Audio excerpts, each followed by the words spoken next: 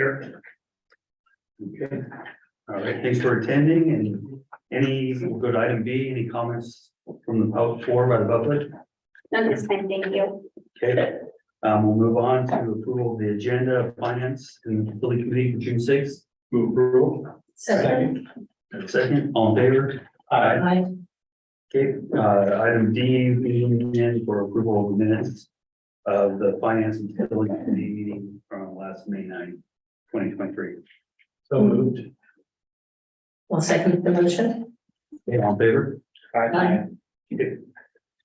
Okay, we'll move to kind of the meat of the matter, I think here. E1, we're going to be opening up the review, discussion, and possible recommendation regarding acquisition of a portable indoor track equipment, and portable bleachers, and related potential payment options for the indoor portable track project. You know, I just kind of want to take a minute to set the table maybe for the meeting. I know we had our last board meeting, a lot of information presented, a lot of discussion, a lot of shown testimonial support from the track community and the local community.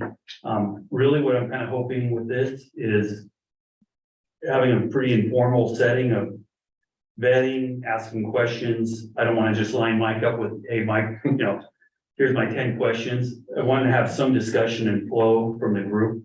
Honestly, there aren't a lot of $5 million budget items that this group has come before them, let alone that, you know, we basically passed the 24 budget without the track in, you know, talking about the minutes. I think there was one question asked by Andy on, hey, what are we doing with the track? And at that time, it wasn't set to go into the 24 budget. So I just want to really hash it out. Honestly, I don't feel pressure in the sense of like, we have to have an answer. I know Mike may feel different, but we need to give the best recommendation or options, I feel, to the full board that we can for something this sizable. It gets pretty, we can go down a lot of different rabbit holes, I feel, with, you know, is this a segment we want to be trying to grow? What do we feel comfortable that we're going to get commitments on meat wise? You know, I think there's going to be, I think there's a lot of things to kind of go over. I just, you know, and again, I mentioned this, I know Mike and Shelley probably saw a number of the links that in just looking at it online the last few days, trying to dig more into what's gone on down at Albuquerque, which looks very successful. I just kind of put together a few of the links for others to look at, because it not only did it show the actual product in place, but it also just teed up some questions. You know, when we're talking about getting the 50,000 room nights, I just want to make sure that, and again, I don't think anybody can guarantee we're going to have 50,000 room nights, but I want to make sure that our assumptions are as thought out as possible. If I'm looking at it right in Albuquerque, I don't think they're getting close to 50,000 room nights. But I don't know that, and again, and even on the list of potential events that we have coming in, I just want to spend some time on, we know we're not going to have 100% conversion from it, right? We have our target list. I hope that we can get X amount. So, you know, I'm all open, and I do want to just ask, you know, I think Mike, I don't know if there's, or Shelley, if there's any additional information or any changes that we need to be considering, or the packet is pretty much the packet. I think that'll come up in discussion, Steven, when Courtney presents the finance side of it. That'll hopefully generate some discussion on options that we have discussed internally, that we discussed with the finance committee, that may or may not move forward to the board. Okay. What's the appetite of the group? Do you want to start with any of your questions now? Do you want to hear Courtney walk through kind of what the budget options would be and then go from there? Is there a preference? Really, the finance is my biggest concern. I mean, that's really kind of obviously $5 million, but how we get there. I think we were set for this, the initial, but then we're looking at over $3 million. So really for me, the top priority is those budget numbers and how we see us moving towards that. So that would help me, but I'm just one of four. Let's do that, and if we want to get into any of the more operational discussion, we can go from there.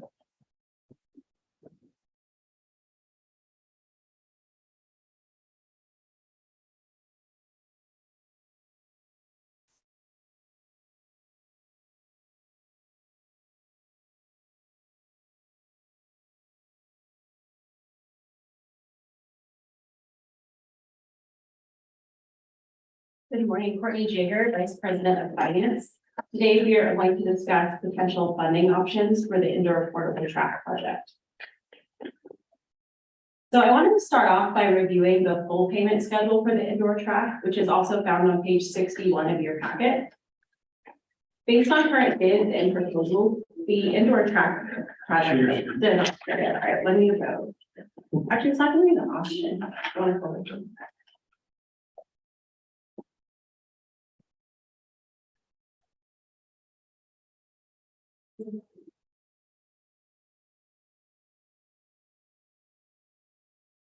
All right, so if everyone's gone to page 61, based on current bids and proposals, the indoor track is going to cost $5 million. $1.8 million, that payment would be in fiscal year 24, with the remaining portion due in fiscal year 25. Yesterday, we were given an option by the bleachers vendor to postpone that $302,000 payment. But that's a small portion of the total and not something that really affects this presentation, but we were given the option yesterday to delay that until fiscal year 25 as well. So regarding these payments, we've reviewed and evaluated several options, and we'll go over those with the committee today. Before we move forward, I did want to talk about some of the options we've explored that haven't been feasible. So during the previous board meeting, Commissioner Hill mentioned that the Nevada State Infrastructure Bank might be an option for funding. Per the regulations of the Nevada State Infrastructure Bank, it does not appear that this project would qualify for that funding for several reasons. So first, the regulations noted that any project funded by the State Infrastructure Bank must be performed under project labor agreements, which would not be possible given the current bids that we have for the project. And second, the labor commissioner has taken the position that because the track is built out of state and will be modular in nature when delivered in Nevada, it's not a public works project. So overall, for our understanding, this doesn't qualify as an infrastructure project for those regulations. However, we have reached out to the Nevada State Infrastructure Bank just to make sure that we're understanding their correct regulations correctly, and we're waiting to receive a response, but we don't expect a change there. Second, in conjunction with the Porter Group, we've looked into grant funding opportunities, either currently existing or on the horizon. There are funding programs that support recreation facilities, but those are typically for outdoor recreation, and this is an indoor track. And also, many federal grant programs for equipment of this nature are for public use. And given that this equipment would be used for contracted events, that would exclude us from those types of grants. So we're keeping an eye out for any grant funding on the horizon that we might qualify for. And we're also scheduling calls with some federal agencies just to try to put feelers out there and get some more information, but grant funding isn't looking like a viable option right now. So given that those funding options don't appear to be likely for us, we've evaluated several different options for the payment that would involve using our own resources. So first, we'll discuss how we're going to fund the payments that are due in fiscal year 24. On page 62 of your packet, you'll see the same schedule. So this option involves funding the entire payment from the fiscal year 24 capital budget. So essentially, we would delay 4 capital projects, the ones noted on the screen, and Trent can take questions about that now, or I can just continue to move forward and we can do any questions about this portion later, whatever the committee wants to do. Are there any questions on this slide? Why don't you just speak to the board if you can, Trent, just so we have it on record of what would be deferred? Well, Trent LaFerrier for the record. We'd be looking at deferring $1 million from the paving process over at the convention center, 500,000 from the livestock event center on paving, the AMR meeting room, restrooms remodel, and the office windows over at the convention center. We will pull those off of the budget and put that money into the track. And what's the total? I'm sorry, I'm looking at the line items there. There's a 150. What was our total on that? 1.8? for the first payment, 1.8. Yeah, You were able to get the full 1.8 out of those 4 items. Correct, Yeah. correct. well, let me ask about 1.86. Mr. Chair, when would we, if we pulled this out of those items, when would we be able to do those items? So it depends on the funding for the fiscal year 25 payment, but they would be delayed a minimum of 1 to 2 years. So 1 to 2 years. Yeah, and for the RSCC, like Trent mentioned, that one was downgraded to patching to get it through, but the other projects are fully delayed. I did have a question, excuse me, Mr. Chair. Sure. So on Trent, I thought you mentioned on the Livestock Event Center, paving, deferral, that it also, we were contemplating whether there'd be work done, whether it was Western Heritage or Rodeo doing other work, and it kind of did make sense to be repaving something if they're gonna be ripping it up again. Is that, That was. can you one of be, the reasons- I would just kind of caught that. Yeah, that's one of the Is that reasons right? that we took that item off of the list to put into the track. Uh-huh. is It made a little more sense if something is going to be done over there in that area, why should we dump a bunch of money into it that's gonna get torn up? Okay. Okay, thank you. All right, so we'll move on to the next option. So the next option to fund the payment consists of a mix of capital funding and the special event opportunity fund, and is found on page 63. So if we go with this option and use the entire $500,000 from the special event opportunity fund toward the portion of this payment, then that gives us $500,000 more to use towards capital. Right now, we put it towards the Reno Sparks Livestock Event Center, just because there was some interest from the board in getting that project going again during the board meeting discussion, but we could use that $500,000 for a mix of some of the smaller projects or for other projects.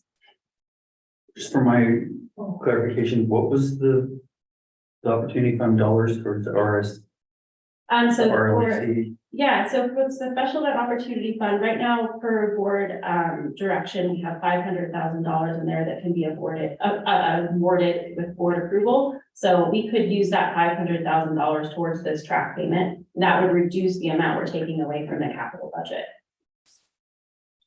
But was there mention that we had another intent for that?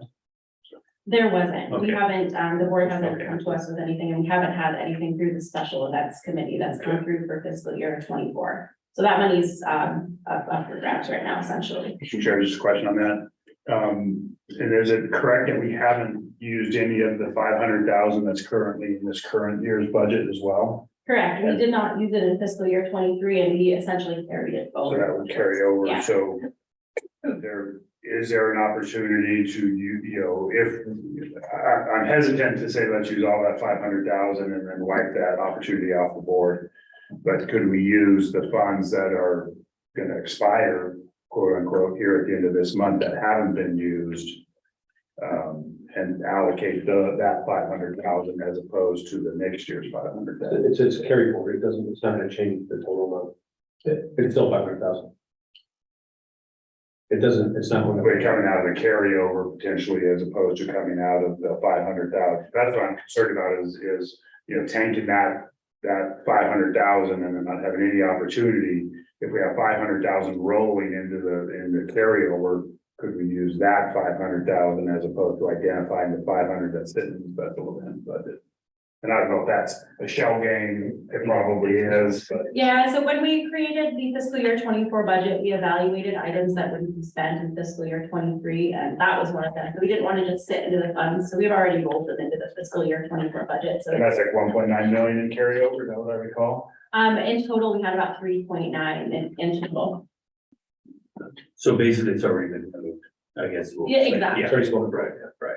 But I do think, and I have, and again, I don't want to steer the discussion and go through this, but I do think, that's what the opportunity fund is for in many ways. Yeah, whether we use it all or a portion, but I think it's a viable piece, but I'll let you. Mr. Chair, if I may ask a question. So according on that, Andy brought up a great point. The air service fund expires. Yeah, didn't we just say we could use some of the air service money?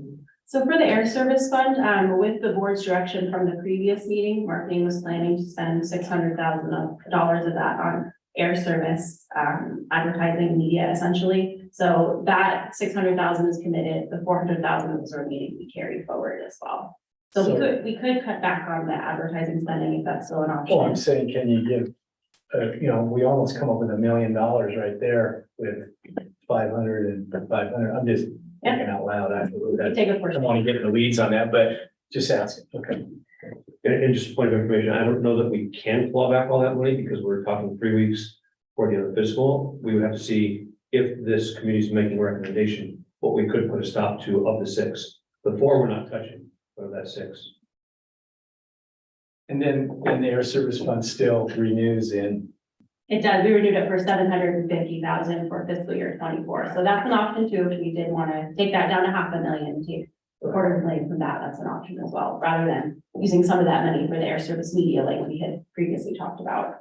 And just as a clarification question, I know there's gonna be a potential request coming to the special events committee for some use on an opportunity fund. I don't know if that will happen before the end of this fiscal year or sometime next fiscal year, but if we're gonna burn that fund, we'll probably need to get some information out that opportunity is no longer there for people to access. Yeah, I mean, I guess another option is just to do a portion of it, like 300,000 out of the 500, because last year we didn't touch any of it. So Yeah. maybe, like you said, Andy, we leave something available. Okay. Great, so the next option involves issuing debt to fund this project. This is the only option that would add to the cost of the project. And we've spent time evaluating the debt issuance options that are available to us. And for this situation, we want to issue revenue bonds, which are bonds backed by pledge revenue. Given the fluctuations and steady increases in interest rates, this is the preferred option due to a shorter timeline to issue the bonds. Any interest savings we'd see from issuing general obligation bonds would be negated by the increases in interest rates, since that's a 6-month or longer process versus a 2 to 3 month process with revenue bonds. So again, this is the only option that increases the total financial impact of the project. Debt issuances have associated fees, and of course, we'd also have interest payments if we finance this. Given the size of the project, we'd probably look at 3 to 5 year bonds, and based on current market conditions, this option would increase the total cost of the project by up to 18%. And we'll talk about the fiscal year 25 payments next, but one other thing that I wanted to point out is that we're over 16 months away from those fiscal year 25 payments. So if we issued a 36-month bond now, we'd be paying interest all the way up to that point. So from a financial standpoint, since we have so much lead time, it probably makes more sense to wait and see what we pay out of our own resources rather than committing to debt, starting interest payments, and committing fees too. So for the fiscal year 25 payments, the first option we're presenting is how we can fund those payments through available resources in fiscal year 24 and 25. The first would be room tax revenues. So the budget we presented for fiscal year 24 calls for a slight decrease in occupancy and ADR, given our analysis of trends and various economic factors. So in the current year, fiscal year 23, we'd all agreed for an even more conservative budget, and we ended up bringing 2 budget augmentations to the board. So if we have a few months that are better than expected in fiscal year 24, rather than allocating that money to operations through a budget augmentation, we can save that money essentially for this payment. So that's definitely an option too, just keeping an eye on room taxes and how we're tracking compared to budget. Again, the special event opportunity fund, each year that calls for a $500,000 allocation. So we can certainly take a portion of that or all towards the fiscal year 25 payments. For the fiscal year 25 capital budget, we're right now, current forecasts show that at approximately $4 million for fiscal year 25. We can commit up to $2 million of the fiscal year 25 capital budget towards this payment too. And if there were at that point any amounts left over to get to the $3 million, we could evaluate the fiscal year 25 operating budget. We have certain discretionary categories that could see a temporary decrease. Like for example, we spend $5.4 million annually on paid media. So even just a 5% reduction in that would contribute towards a good chunk of the fiscal year 25 payments. And again, also air service, other more discretionary spending categories could see a temporary reduction to cover the payment. And again, next, the issuance of debt, we've already talked about that, but with those fiscal year 25 payments being so far away, timeline wise, we might not want to jump into debt right away. That's just a quick overview. Obviously, there's a lot of different caveats and things we could explore, but we can open it up to questions in a second. I think, Courtney, can I just ask a question? I think just hopefully I'm not the only one thinking. The option of having excess funds available within the 24 budget, if we surpass the budgeted numbers that can be allocated towards the track or towards reducing the amount allocated towards capital, is also applicable for the first 6 months of fiscal year 25 as well, correct? It is because we're so many months away. Because the payment wouldn't be due till November. Right, so that would be all when we create that budget saying, okay, that's gonna reduce the funding available towards other operating categories. So that really won't come into play until we create that budget. But this year, our budget's been committed with the fiscal 24 revenues that we have budgeted. If we have overages, that money's free essentially. Yeah. Yeah. Mr. Chair. So question, this is for Mike or Courtney. So the 3.1 basically $1 million is due in a lump sum payment, and It's not, I can pull up that. or are there options to make it in installments? And if not, when is that? That's not due until fiscal 25? Yeah, we can pull up that payment schedule right here on the screen. Just give me 1 second. There we go. So that is all due in July. It's due to 3 different vendors. But the bleachers vendor did give us the option to move the $352,000 payment to fiscal year 25. They presented us with that option yesterday. But the November 24, that's the 24-25 fiscal year. Correct. So the way I kind of look at it, again, maybe this will help simplify it, is the budget, the monies that have been allocated based on what Trent has reprioritized within his capital budget for 23-24 covers the deposits for all 3 portions, the track, the bleachers, and the equipment.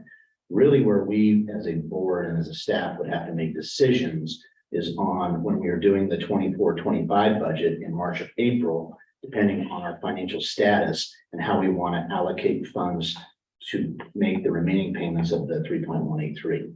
And those are the options that Courtney presented. We will, that's obviously almost 12 months into the future. We will know our position as it relates to the possibility of excess funds. We will know our position as it relates to what are priorities that need to be allocated within the capital budget for fiscal year 24-25. There's a lot of unknowns right now. So as I look at it, is really the work, it begins today, but it really kicks in when we start doing the budget for 24-25. We do still need direction on the option for the first payment, but yeah, we'll have larger decisions to make on the remainder. What is, because this is kind of in 3 bites, right? This is the track and installation, bleachers, and track equipment. We have a portion of the bleachers now, or no? We do own some bleachers, but They wouldn't be used in this setting. they're not conducive to what we would need in order to host a meet. Correct. And those bleachers, I can't remember if this came up in the prior meeting, but we would obviously, if the board approved to move forward and we took ownership of those bleachers in fiscal year 24-25, we could possibly find other revenue sources for those bleachers for other events besides just the track meets themselves. Are they stationary? Portable, So those bleachers can be rented out. they can. What's the lead time on the bleachers? So we tried to line everything up so that we took delivery about the same time. So they would be delivered, I think, Trent, in November of 24 as well. Now, if we, again, a lot of options here, right? Sorry, Trent. If we wanted to try and take possession of the bleachers prior to that, because there may be opportunities to generate revenue through rental options, we could explore that. The time period to actually, I asked this question of the vendor, the time period for them to construct the bleachers and is nominal. It's very quick, months, versus the track, which is 9 months. Let me ask, Courtney, have you guys looked at kind of phasing in how the track's gonna make money too? So how much revenue could be derived if we buy it? How much money do you predict in a 5-year window or whatever for revenue from the bleachers, from the track, if you're saying for sure that we can Yeah. recoup it's kind of like we own the asset and pay for it by rental, but it's over a period Right, of time, so- obviously. You want me to take Yeah, that? go, you think. Sorry. A lot of those numbers were calculated within the feasibility study, which purely pointed out what our revenues were from the track, from the meets, from profitability to bleachers, to concessions, to rental of the facility. You know, every meet that we would pursue, Rick, is going to be a different scenario, right? If we go after the NCAA championships, there's probably an assumption that they don't pay rent on the facility. If we're going after an AAU meet or a high school meet or NIAA, we absolutely, like we do with most groups, there's either going to be a rent subsidy on the back end that is a pass through on the room rate, or we will simply charge rent for the facility. And for instance, if University of Nevada is our partner on whatever storage, would Yes. they be paid rent on this as well for their 6 meets or whatever they're gonna do? So Nevada is committed up to 6 meets per year. What we would most likely do in that scenario is like we do with a lot of groups, is if the rate is $150, we make it 160, and that pass through to those attendees at the individual hotels offsets some of the rent expense on the back end. And within your package, there is a commitment letter from the university on their partnership with the RCBA. They've allocated, in their commitment letter, they have allocated $200,000 per year in storage on a 5-year term. So they're in for $1 million. What we have recommended to the university is obviously we would like a longer term, is that kind of an agreement to whereas each year falls off, we add a year. So there's always 5 years on the books of storage. And the reason why there's not a commitment beyond the 5 years at this time is because they're working with a third party who's a partner with the university that has warehouses throughout the area. And they're not willing to commit beyond the 5 years on the initial agreement. And are they the ones that said the 200,000? They're saying that's the value for a year of storage? Correct. And they actually have shared with us 2 bids. They have a bid with their preferred, which is in Reno. And there's also a contingency bid if that was to fall through, that was in Redding, California. To sort of track. This is getting in the weeds, but is it like climate control type deal with the, because that was the issue with the other one before? Yeah, Right. it is climate control. Mr. Chair, I think the letter, and I don't have it in front of me here, but I think they asked in the agreement that they would not be charged rental fees for the 6 meets, because that's part of their contribution, but that the RSCBA would get concession. Correct. And So, obviously either new revenues and things like that. right, and thanks for bringing that up, Andy. So as we do with a lot of business that utilizes the RSCC in any of our facilities in order to secure the business, when we are talking to the customer, the end user, we generally offer as a concession complimentary rental in order to be competitive and secure the business. So this is the same scenario. We would be telling University of Nevada, your rent is free, but then when we actually have 10, 15 collegiate teams come in for the meet and we contract rooms at the Atlantis or the Peppermint or wherever it may be, there's a pass-through to offset that the attendee pays to offset that rent. Like on that university, I'm looking forward to, the university letter, I thought it said something about, the revenues other than concessions. Yeah, We so would split the revenues, because I kind of, that's, as I look at revenue besides room nights, which are super important. What, and rental too, the rental fees, maybe not the university, but everyone else. Their letter looked like they wanted to share revenues from entry fees. some registration, right? So Okay. the university is obviously looking to offset their travel expenses when they attend meets. Having a track here in Reno is going to eliminate that. What they have asked for in the agreement, excuse me, is there are team registrations and then there are individual participant registrations. When we inquire about what that looks like, they're nominals. They can be $300-400 for a team. I mean, you're looking at a registration amount, probably $5,000 to $10,000 per meet. So we internally had a discussion, agreed to surrender that for the University of Nevada hosted meets because it was a nominal revenue line item. And then are they paying the cost to put on the meet for labor for, and I guess who's working the meets? When we So- have a meet, is it all university? I mean, obviously we need our people that are there. Yeah, our staff How does obviously that would be on site, which is existing full-time employees Okay. and part-time. But the University of Nevada would be the host university and they would run the meet. and incur any cost to do so. Yeah, I mean, Shelley, you could probably speak to this better than I, but I don't know what those costs would be, but yes, yes. I don't want to do I have to. Okay. You're absolutely correct. The university would take on all responsibility for hosting the meet, i.e. officials, any staff required to run the meet, all sort of labor that is required to, like any special event, right? Where you need a number of different types of people to run the event. So primarily it's officials. So the bigger the meet, the more officials you need and the more people you need, physical bodies to put on the meet. And yes, the university is 100% responsible for taking on all expenses associated with the meets they host. Okay, how about insurance coverage? Does everyone who conducts a meet, like our other events, It's like any event, you have to cover, you have to carry a Required certain insurance liability. policy. And the university is also taking on the insurance responsibilities for when the track is not in the convention center. So they will pay for and execute the insurance policy required when the track is stored as well. Thank you. My question maybe for you, Courtney. What would be, if you didn't house them at one of the bigger stakeholders, what if you housed them at a Marriott are they on the line? They pay us room tax, correct? Correct. Two questions really.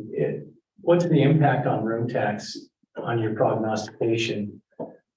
Say year one or whatever it is. And then secondly, if properties, for instance, if it's a Hyatt or whatever, do they pay? Do they get hit with a fee if they're gonna be an official hotel of track and field and Reno? I'm sorry, can you repeat the last question, right? In other words, if, the hotels, the Marriotts and the Yes. Hyatts, would they be on the line if there's a fee, a pass-through fee to them? If they yes, if Would they they, be on the line for the $10 or the, whatever it is? yes, if the meet is a state of play per se, and they contract a room block, then yes, they are part of the overall group block for that particular meet. In terms of your question on room tax implications, that's obviously impacted by ADR and what the rates are and the number of rooms that are consumed. I mean, our goal is, and this is part of our discussions and agreement with the university, is every single meet that the university hosts and every single meet that we pursue, our goal is to have contracted blocks in all the participating hotels. That's why this opportunity is so attractive, is because of the time of the year. Right. If we were talking indoor track May through August, that's going to be very difficult to secure contracted blocks within our properties, right? With a lot of youth business that we pursue and contract. This business being December through March, we're very confident, based on the meetings that we had with all the stakeholders, that the majority of the hotels will bid on the business, provide contracted blocks and rates, which will allow us to track the production, the utilization, and then be able to really measure the room tax production through each meeting. So in essence, it's just not the big stakeholders, it's everybody in the community. Yeah, and to your point, if we secure a large meet and it's 1,000 rooms a night for 3 nights, and for whatever reason, the larger resorts, hotel casinos do not bid on the business, and they're filled in select service properties throughout the community, it's still going to create compression. And the last question, how much, I've taken an average room tax, taken an average rate in that time of the year. What is the room tax? How much room tax does our city? Again, I'd have to run the numbers, but just looking at the feasibility study that was provided by Jason at Synergy, you're looking at year one, 24,000 room nights. Oops, if I could do it, sorry. Let's say it's $100, right? Times 13%, that's 312,000 in room tax in the first year. Of which our CBA recoups 8 1/4, Courtney, is that right? Yeah. 8 1/4. Yeah. Sure. Just looking at the 24-25 options, just some thoughts that I was doodling around. On the budget excess, the augmentation, I would be a little concerned saying sweeping all of that budget augmentation opportunity into this pile. And the reason why I throw that out there is certainly the track and its opportunity benefits the region as a whole, but it'll have specific direct benefit downtown and in the properties here in Truckee Meadow. There'll be less of that direct in the incline area. And we have used that augmentation in the past for other things, most recently the TART Connect. So I would say if we are looking at a budget augmentation, I would suggest excluding Washoe B from that.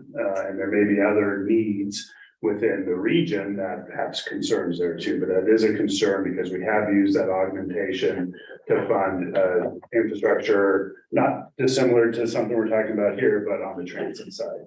So I would throw that out there. I would also think that we ought to be, trimming the budgets of all departments, that this should not just be a CapEx. It should not just be an augmentation, because in a sense, the track is a marketing tool as well. So I think, let's say you would take 1/3 of the 3.1 million, that's about 1.1 million 50,000. Let's say you were to take that into 3 buckets.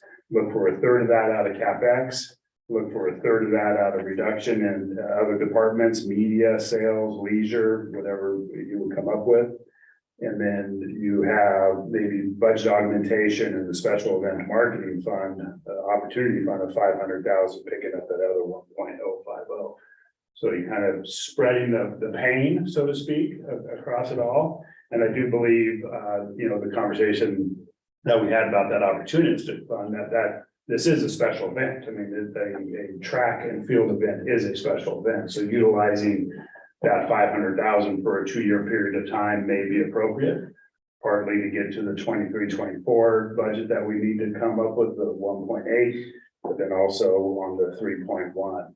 So kind of looking at 3 buckets, at least in the 24-25 zone, that spreads that pain, lets other CapEx funds, go to other needs, reducing budgets in other departments, and then using that 500,000 and an expectation of maybe another $500,000 coming out of budget augmentation. And So that's just a thought. Yeah. I'll throw out there. really good point. And Courtney and I have had these discussions. I've gone through the sales budget in detail. And I'm very confident, even in 23-24, I found opportunities that we could delay or eliminate, or there are items within our budget that we, at the time period of doing the budget, we're confident that we were going to move forward with those items. Sitting here today, some of them we are not, and those funds are in our budget, in the approved budget. For 24-25, again, I'm very confident that I could identify $200,000, $300,000, $400,000 that we could redirect and allocate to other areas. And we would have to have that same conversation with marketing, same conversation with leisure, whatever it is. It's across the whole, the organization. So it's a way of kind of separating the buckets as opposed to just hitting it all against one, expecting that one area to take the brunt. And I think it's a matter of priorities. Yep. So whether we are looking at continuing the customer advisory board, whether we are looking at ordering a new 20x20 trade show booth, which we are actually downsizing our presence and footprints in trade shows because it's becoming a ridiculously expensive to do so. And I look at it as I would either prioritize and reallocate those funds to something that I know is going to generate room nights. And that's what my team is tasked with, is generating room nights. Those other things are important, but at the end of the day, as Mr. Murdoch always said, heads and beds.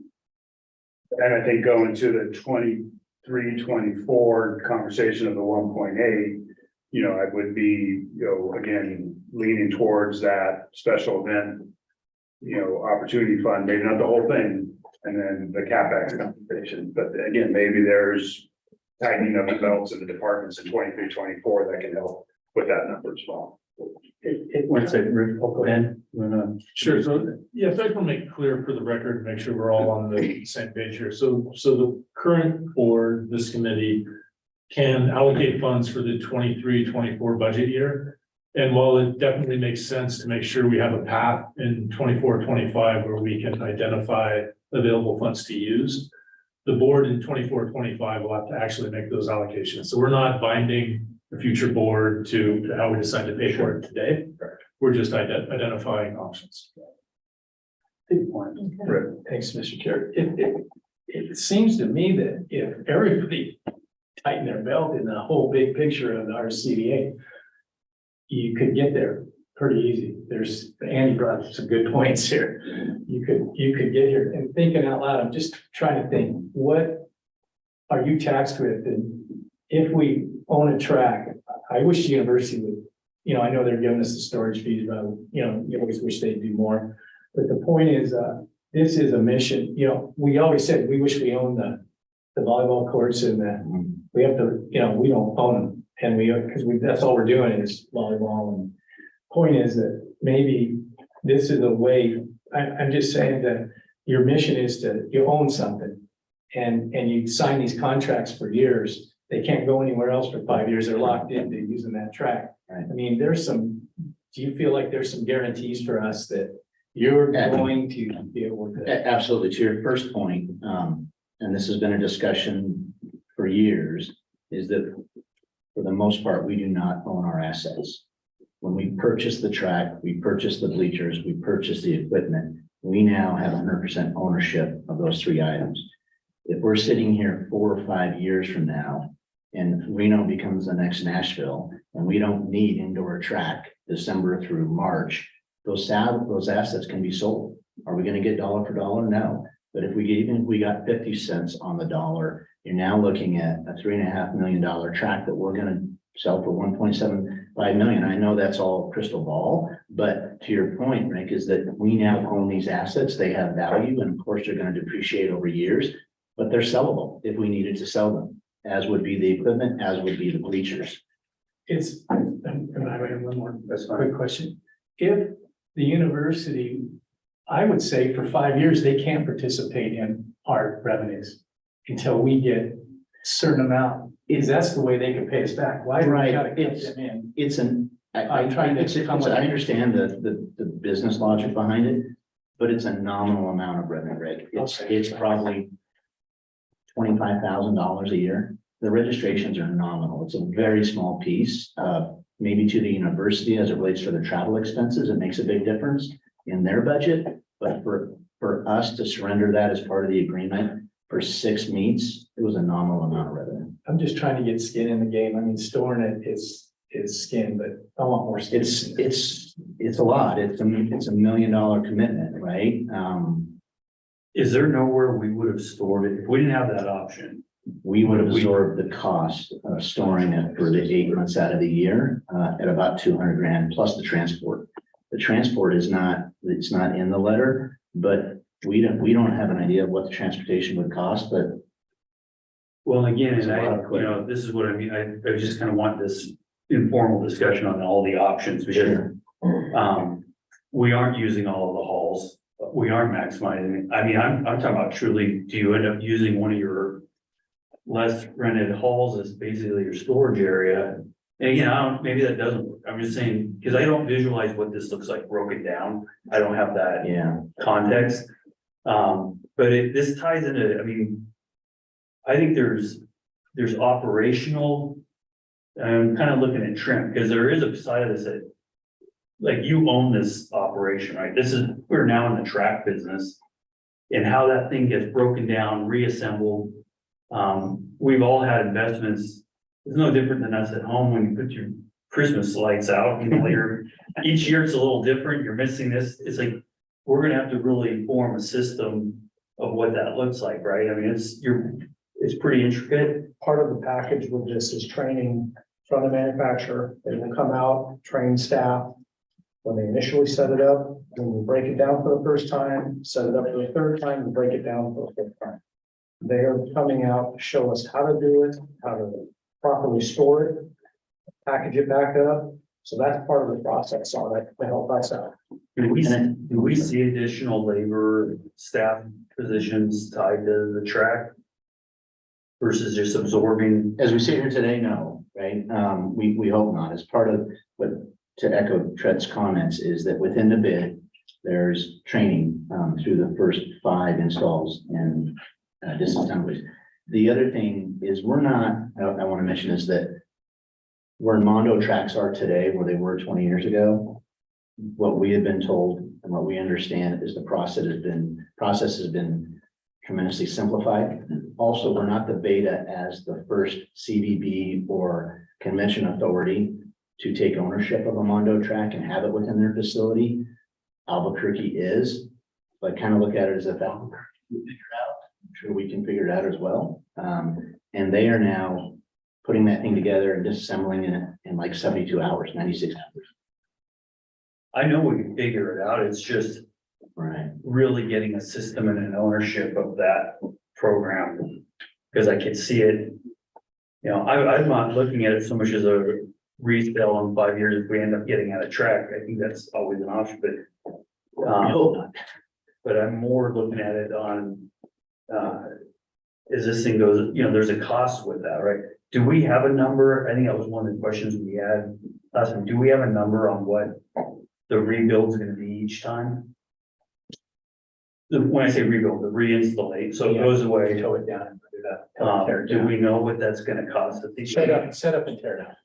And I transport. mean, I would hope that once our staff becomes trained, that it just becomes a duty or as part of their job, right? And again, Trent, you speak to this better than I do, but once we have staff and Jose that is trained, that's part of their job responsibility, I would assume, no? Has there been an estimate on how many labor hours it takes to put up and take down? Because we could use that to create an estimate. Yeah, so in the bid, they provided us a breakdown of 100% is on them the first time, then it goes to 70, 30, 20, that they're contributing to the assemble and tear down. So we would absorb the remaining. So have they given us a total number of hours, like manpower hours? Because that would help us estimate from a staffing Yeah. standpoint what the cost is. I would have to look, I don't know. Okay, I haven't seen that, so maybe we could Sure. look for that. And is that the university would, when you say they, do you mean Mondo, who comes trains us? Right. So the university's not, they're absorbing transport and storage, Correct. not the labor hours to put it out there. So it's trucking off the truck. Correct. And again, that was to Stephen's point, we want to be experts in the disassemble side of it. We don't have university staff touching our $3.5 million track touching as little as possible. Except for the feet and the running. Yes, exactly. Exactly. Mike, what's the occupancy of the South Hall #4? I can't give you the exact haul. I During can the tell you track right now, the facilities are running about, I think, last I saw, Renee providing us about 37 or 38% occupancy. on an annual basis. Specific during winter time when you would run that track. We have one piece of business that occupies the building, occupies halls 1, 2, 3, and 4 currently. And there's nothing on the books in the future. One piece of business. And how'd the discussion go with them on It looking hasn't, around this? yeah, it hasn't happened yet. So currently that piece of business utilizes 1, 2, 3, and 4. What we would propose to that client is using 1, 2, 3, and 5, and just using access points to direct attendees. The entire exhibit area where the majority of that show takes place is in halls 1, 2, and 3, correct? John? Correct. Yeah. Hall 4 was an overflow. Why Hall 4 was desirable to that client was for unload and load because of the semis, the ability to turn around. Mike, another question. Why Nevada only giving us 5 years? Again, because they're dealing with a third party. So what we're proposing to Nevada again is once we consume the first year of the 5-year agreement, that they would add a year. So there's always 5 years of storage, so that's rolling. We can't make that decision on behalf of them. They're negotiating with the third party, ITS.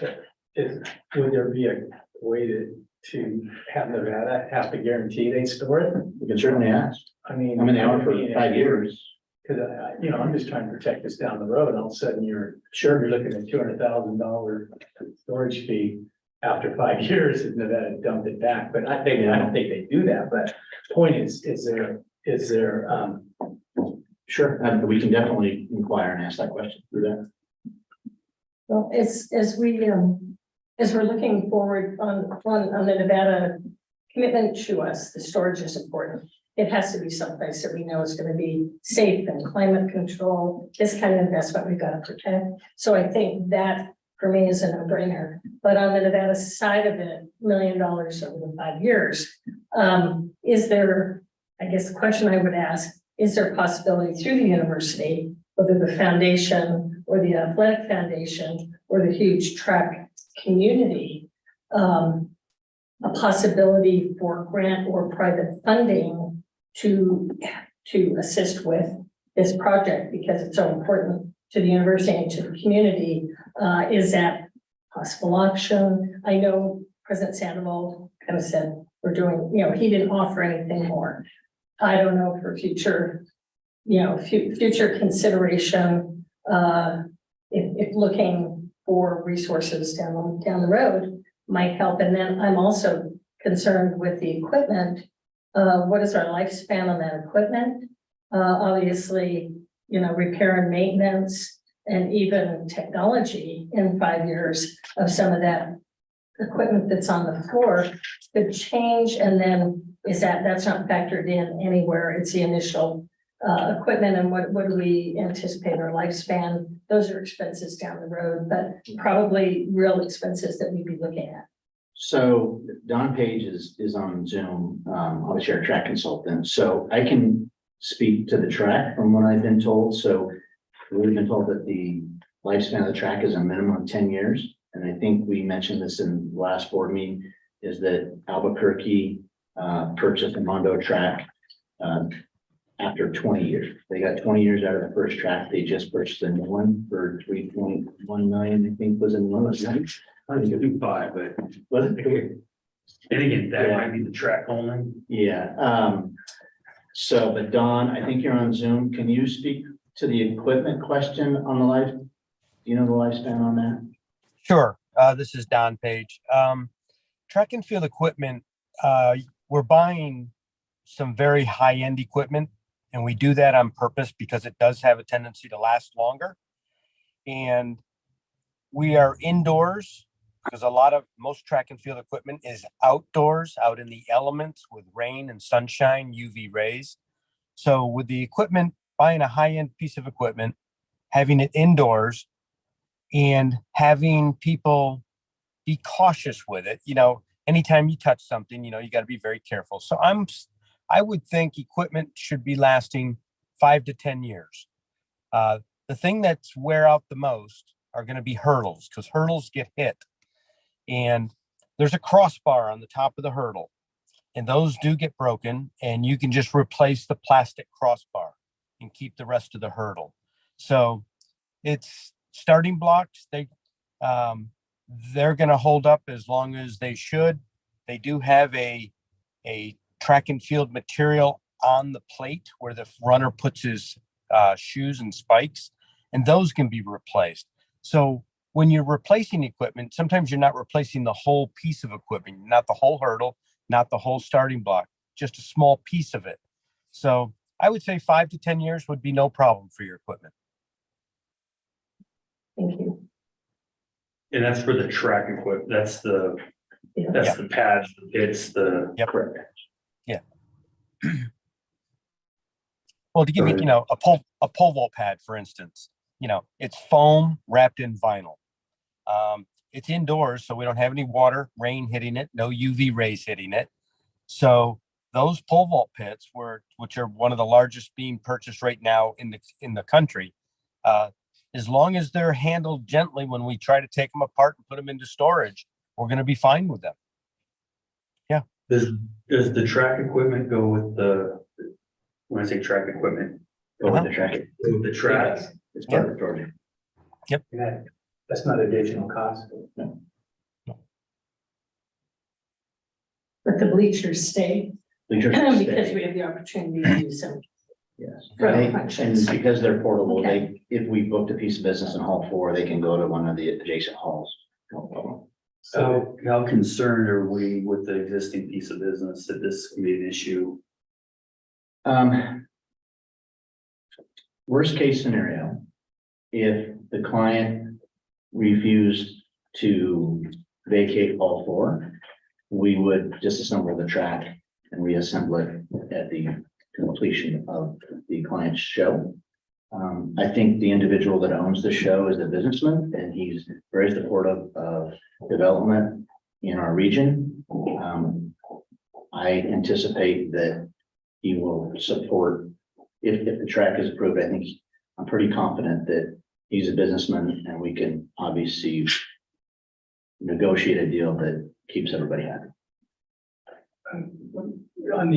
Is there a way to defer you put a deposit on and get the bleachers, but it's to stretch it out, like you said, you were able to waive the 300,000 on the bleachers. Do you need the bleachers right away or Right. the track? So 3 point, whatever? So we explored the option of rebidding the bleachers within fiscal year 24-25. The challenge with that is by not locking in the price that is in the bid currently, you take the risk of increased cost of labor, increased cost of steel, distribution cost, whatever it may be. And we felt it was prevalent to lock in that bid. We could look at if we pay the deposit or default the deposit to 24-25. Doesn't help us that much because we obviously easily have allocated the funds for 23-24 just by moving things around within the capital budget. But if we did do that, we could lock in the price, sign the agreement for the bleachers, and then look at finance options for the bleachers as standalone, whether that be the whole entire 1.2 or less the deposit, which would be about 875,000.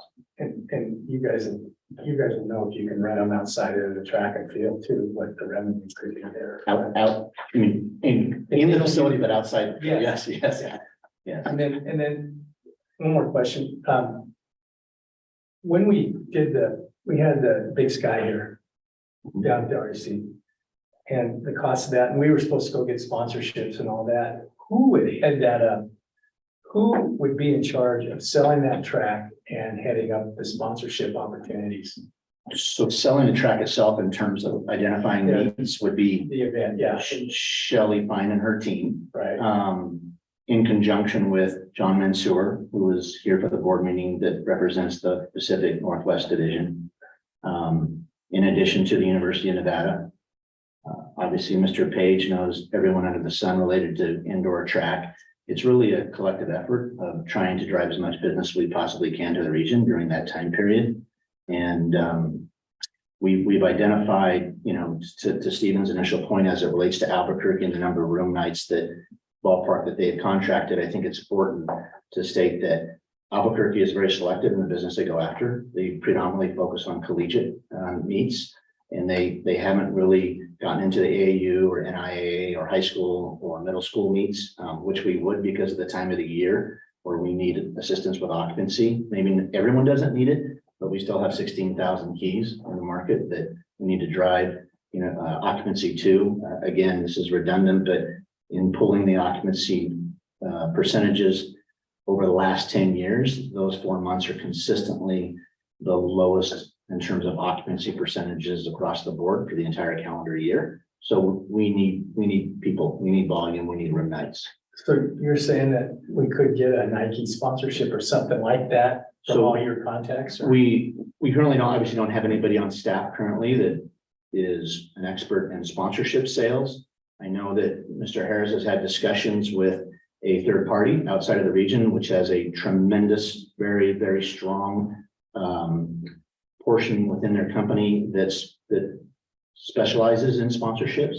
That would be something we possibly could look at. They're more in sponsorships of actual facilities. We most likely would not put a name on our convention center. That's really not normal in the industry, Right. but we definitely could pursue them as it relates to sponsorships within the facility during the meets themselves. You could name the track, the Nike track or the. You gotta be a little careful with that because you don't want to isolate yourself from other meets that may be Adidas or Under Armour or whatever it may be. So, but you absolutely could sell sponsorships on a portable basis within the hall for the different meets. Or if they come with a big amount of money, you're gonna take anybody that gives you a big check, right? Wouldn't you? Everything's for sale. That's right. I gotta be honest, I'm not Just a looking at that as if we got it, great, but I know in the past, it's always, it's easier said than done. Yeah. I think there's so many moving parts on whether it's the actual tour, the trip event that already has it, or is it a split?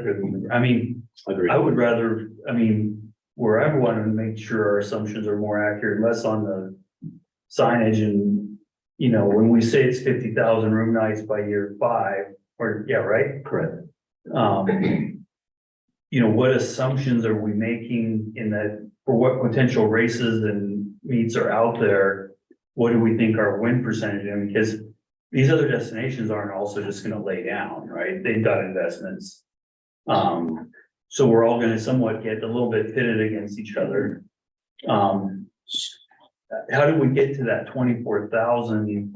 Is it 21,000? 24,000 year one. So the 24,000 year one. And that would, for my clarification, that would be season 24, 25? December of 24 through Q1 of 25, correct. The foundation for that would be the University of Nevada, obviously hosting up to 6 meets. Shelley and through John Mansour has already had conversations. There's a buzz out in the industry about the possibility of Reno Tahoe purchasing an indoor track. We've identified 22 meets already that we can pursue in year one. To your point, sure, the other 3 locations in the Western US for what they do book may not just fold over and not go after that business. But as we mentioned in the board meeting, outside of Albuquerque, those other venues really aren't interested, or do they have the infrastructure with bleachers to really go after meets that drive tourism? If you look at Seattle, their facility is within their football practice facility. It's an oversized track. They don't have any bleachers. You look at Spokane, it's a hydraulic track, $40 million within a multi-use facility that is used for everything and anything. So when they bid on a piece of business, they bring the track up, they host the meet, and then they put it back down, and they use that facility for everything else under the sun. For us, like Albuquerque, we're designating the track within a specific hall for 4 months out of the year, and we're going after anything and everything. Yeah, I think on the Mondo release, one of the links that I guess, and again, not saying that it's accurate because they're probably reporting on behalf of, they were talking about over 6,000 room nights.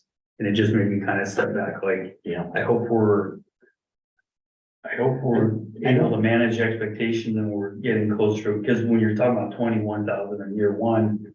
24,000 in year one. Yeah, again, I don't know if I read that specific story, Stephen, so I'll go back and Right, look. and I don't know if it's accurate either. And I don't know, how are they tracking that? Are those contracted? A great example is we just had Jam on it here this last Memorial Day weekend, right? We contract and what we report is about 6,000 room nights. Matt does about 18,000 room nights in the market every year. So there again, not knowing how Albuquerque tracks their production, that may be contracted room nights within hotels that are reporting back, this is what was contracted, this is what picked up. There might be another 10, 15, 20,000 room nights out there that are staying in Hilton Garden Inns.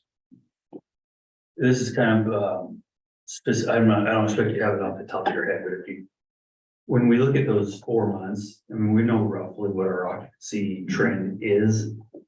If you were to drill more down into just looking at weekends, obviously we're in a different, and I'm assuming the majority of this falls on the weekend, but if you had to guess what our weekend occupancy was on those. I'm gonna see if I have that.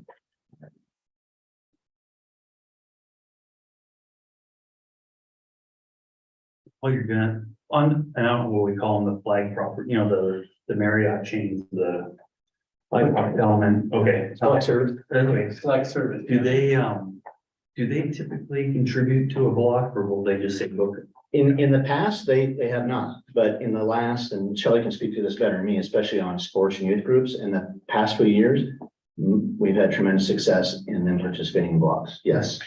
And they may more this time of year, correct? Correct. We, in the sports world, we have tremendous success in working with Marriott and Hampton and Hyatt and Whitney Peak and Renaissance. All of those properties, a great example is Northern California Volleyball.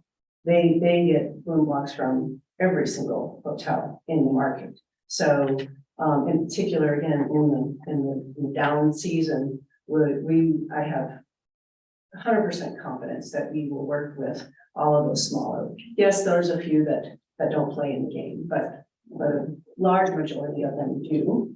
As well, I've had perfect success in that confidential subsidy to Rick's question earlier. We send out a subsidy agreement. They all have to sign it if they're going to participate in the room block, and that is a requirement for that confidential subsidy. So it is, in theory, it's guaranteed that we would get that $10 or whatever that number is from everyone who participates in the event and in the room block. So Stephen, what Robert provided me is the occupancies by month from 2016 through budget year 22-23 for all product and then just hotels.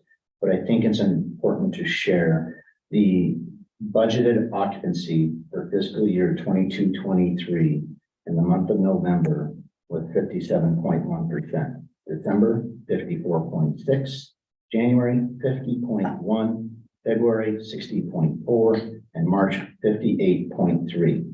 Those are the 5 lowest months within the calendar year. So you have some sellout weekends, some, yeah. But even the weekends, I think there's some room. And the reason I bring up the flags, and it's a great, is, while our model is, let's say, the Peppermint may be very different. And where we're open, knowing that you would have that commitment and you have the ability to fill them, I think is a real positive. So it's good to know that they're participating in that role. So because it becomes more of a community effort on the room tax, it's just not on the. Right, The stakeholder group, it's on the flex. They Mr. pay to Chair, if play. I may. So Mike, on the question on the projected rooms, are the 24,000 year one projected contracted rooms or projected anticipated total room nights, both contracted and non-contracted? So our goal is contract as many rooms as possible. Right. If the particular meet didn't have a state of play model, they could book outside the block. So 24,000 that Jason used for the feasibility study, my guess is probably he used contracted, Okay. because that's how we. And we have the potential for additional who might choose not to contract that would add to Yeah, more you- room nights and more room revenue. What happens a lot is if it's not a state of play model, they're obviously going to shop for the best rates. You're going to have attendees that are loyal to a specific brand through reward programs, whether it's Marriott, Hilton, whether it's Best Western, whatever it may be. So they may choose the property where they stay at based on that. But our goal is always to establish a contracted block so we know exactly what is picked up. Historically, in the business for meetings and conventions that are not necessarily sports, but in general, up to 40% of people book outside the blocks. And this is across the board, across all DMOs. So there's a big pickup of, like Mike's talking about, even with volleyball, where there's a lot more room nights that are not necessarily contracted. Volleyball is pretty much contracted. But yeah, Basketball. it's an industry standard. Yeah. There's actually a high number that book outside the block. Yeah, I would guess that, maybe she'll help me on this, but my guess is that for Reno Tahoe, that the number of rooms that are contracted and picked up, that our percentage is much higher. We're unique, as you all know, as it relates to being a convention authority versus other CDDs and DMOs, in that our sales department is truly an extension of our brand sales teams. We are truly the NSOs, the national sales offices for our partners. Most of our properties do not have representation outside of Reno. Those that do, it's few and far between in select markets. So the amount of rooms that we generate on an annual basis on behalf of our stakeholders is about 50% of their group business on an annual basis. So I would say that our contracted rooms within blocks for the MNC segment and sports is much higher than the industry average, which is good. I would just add to that one, if you, as back to the point of we are going to own the track, so it gives us the ability to manage our room block and our contracted room blocks at a higher level than if we don't own the event.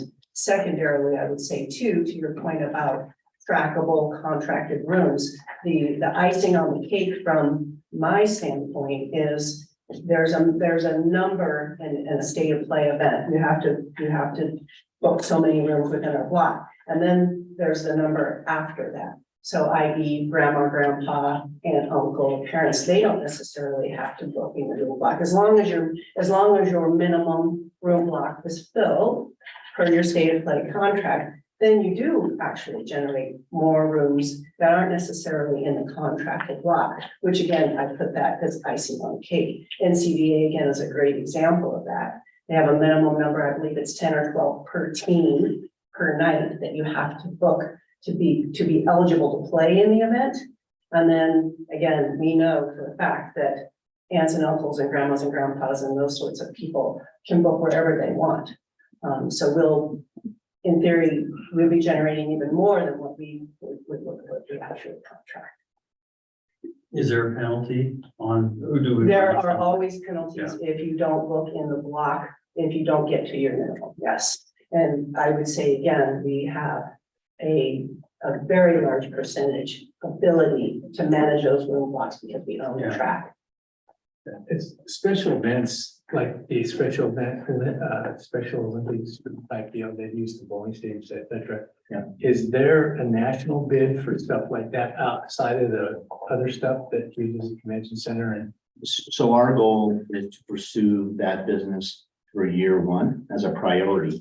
And part of the reason for that is one, it's good business, both on a regional and national level, but also allow us to have people actually run on the track, use the track, which then gives us testimonials and assurance as we go out for the bigger meets, the more prestigious meets, whether that's the NCAA or the Masters, that we can show that we have held events on our track. It's reliable, it works, we're setting times, we have records, and then that leads to the testimonials of getting the bigger, better business moving forward.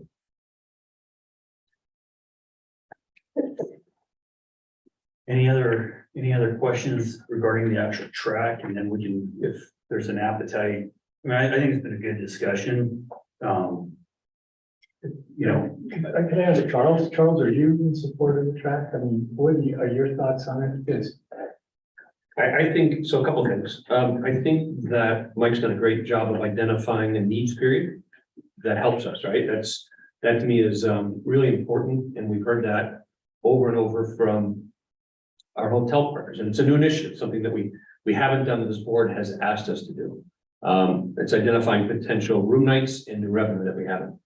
You know, my real question is, I've heard from some of the bigger hotels that this doesn't fit in their sweet spot.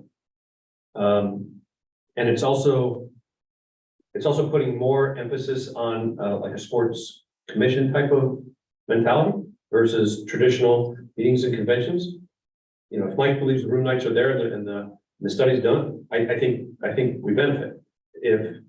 If this board wants more traditional business, then that's something that's really up to the board to debate. But at the end of the day, I think there's some positives in time of year, new initiatives, an opportunity. So. if, you know, I do, just speaking to Charles' point, I mean, I think we as a board do need to have, I mean, we have a strategic plan. I do worry, I don't want to say worry, I think not only awake at night, not being able to sleep over, but I do think the youth sports segment is one that I don't know what it makes up of, let's say the makeup of that center, but it's probably pushing 50% of what we're booking over there is all youth driven. I think there's a certain segment, and I think that's great. I think there's a great community piece. I will say wearing, let's say, a property hat, we're gonna be much more limited on what we can commit. That's why it was great to hear on the flag properties, because look, it's not all about I get it. And I also know that people are booking around if they're still staying with us. But we have a model that's much more 21 plus driven. But on the other side, and again, this is what I think the discussions we're having.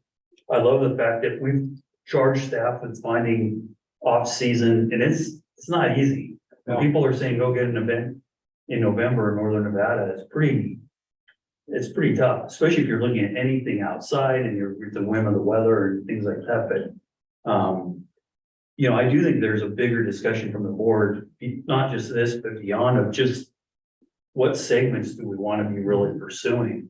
And I mean, I feel like we're pushing it on this where, I don't know how much more we feel with this when our model is geared much more 21 and over, but you know, I think it's worth, it sounds from what, I think some of my bigger concerns early on was that, look, we have a $5 million budget hole to try to fill. I think, staff, all of you've done a good job in trying to alleviate kind of where we find that. I think there's some pinches. It's not, we're making some assumptions. I think, Andy, your point of saying, how do we spread this a bit more makes sense. So, I mean, if the group feels good with the actual concept of the track moving forward, I think now it's kind of how do we cobble it? And I think we're pretty much there. I mean, I think we have a few variations of options. I like using the opportunity fund mainly because I think we have I don't want to say bad habit, but it's easy to have these funds and never really use it. And this is exactly when we created the opportunity fund was, hey, if something, it typically doesn't land in your lap, it takes pursuing it. But if it takes a year or two of propping it up and using it, and whether it's the full amount or we're worried about carving too little out is do we really use it effectively? But I mean, if we want to, is the group good with trying to kind of see how we would look at, take the 1.8? The bleacher discussion, I'm curious on, because it sounds like it's almost a timing issue that I'm not as worried about losing rental ability early on, if it meant that we could backload it a little and Stretch it out. and we might miss being able to rent it one time or twice, but sure. If it helped us free up our budget.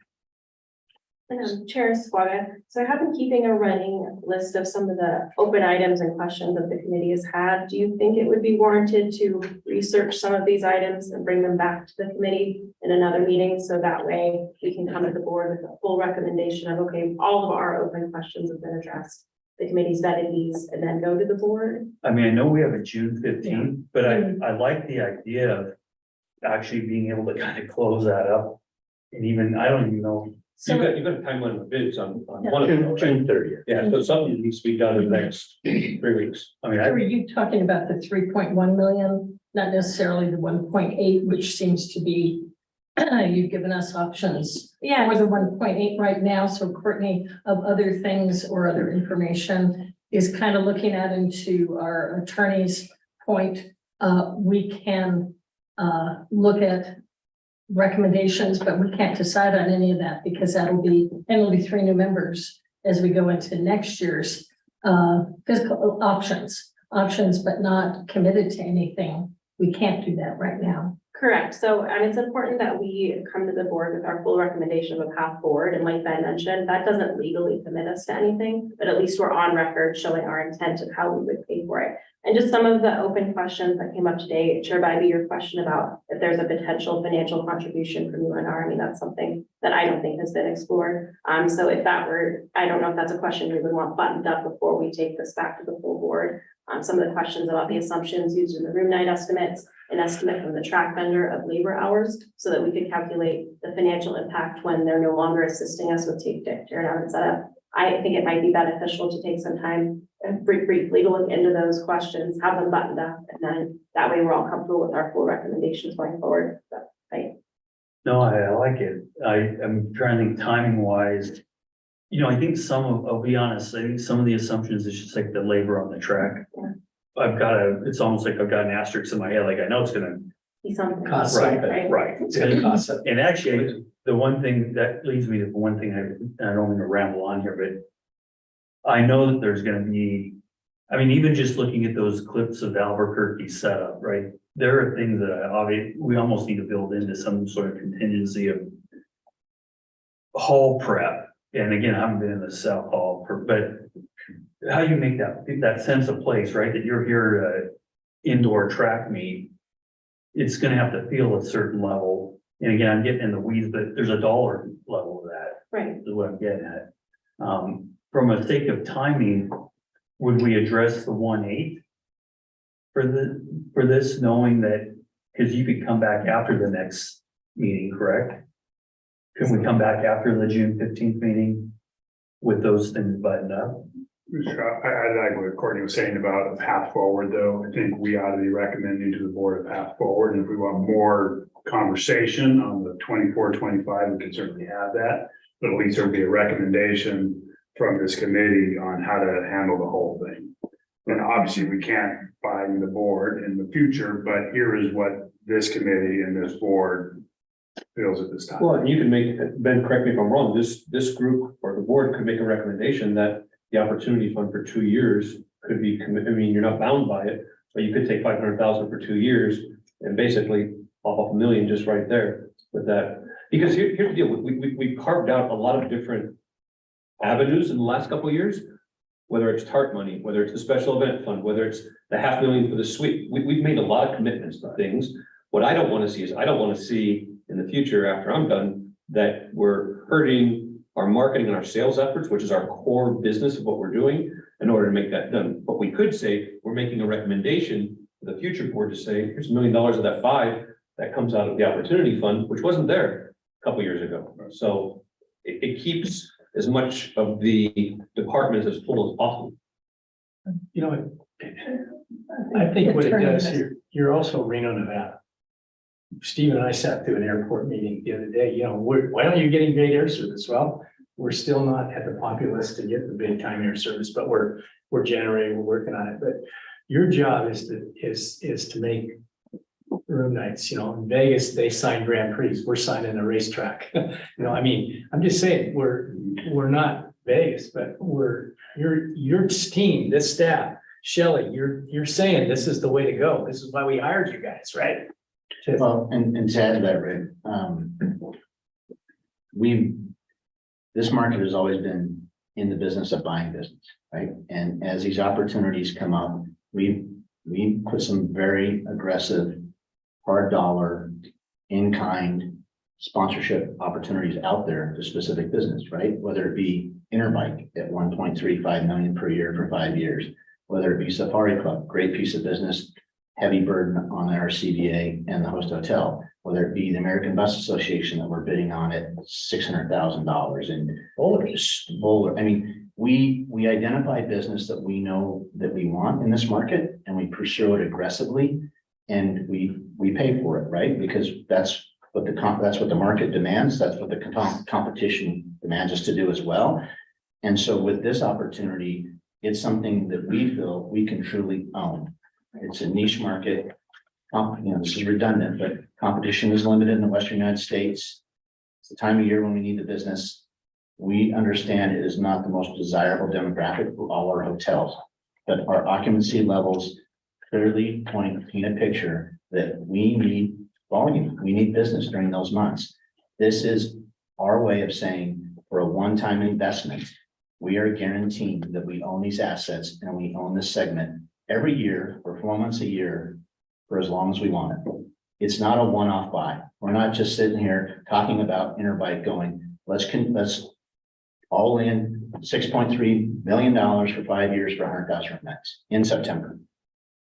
We're saying $5 million. Yes, there's labor, there's some other incremental costs that we will research and identify and bring back to the board, but we can own this segment for as long as we want it. Well, and to that point, just in general with the whole concept, I think absolutely it's opportunity fund because we created that for opportunities for new special events, right? This isn't just a special event. This is an ongoing series of meets for 5 years plus, 10, 20, whatever we decide. And I think even for the hotel casinos and for your demographic, it's not just youth sports. It has masters. It has USTA, AAU, and even collegiate. You're going to have some 21 plus people that are here, or even the youth that are coming. You've got grandma and grandpa and grandma's down playing slots while in between meets, or you know what I'm saying? I mean, it's not, yes, it's youth, but it's not. I look at the potential use of who will come for these meets, you've got officials, you've got maybe their families. So I think you still have, for the big properties, you still are going to have customers. And maybe there's some of your customers you have already, maybe they're new customers. And then as you move forward, say the collegiate, and they came here and they ran indoor track here and they loved it, we're establishing and growing a new client. And the client base, and I know Christina and her team is looking at how do we expand to that younger market that wants to come here, and it kind of, offers that opportunity as well. So I really think that it makes sense. We talk about sports. We've been talking, I've been 2.5 years on this board. We talked about sporting opportunities. And this is one, and the fact that there's so little competition really is attractive to me. And with all the track guys who came in here and really made it, us realize, I mean, if a meet is going to come in, would they rather go to Albuquerque or would they rather come here? And I think they'd rather, we have so much more to offer as Reno Tahoe, Sparks. We just, we've got a lot more to offer. And that incentive of you guys selling to those meets to come here. And the fact they have to come here because we don't have indoor track. So it opens that whole market of participants that, for track itself and for sports and for their supporters. So I really think the opportunity fund for this next year and the following year, we have potential $1 million.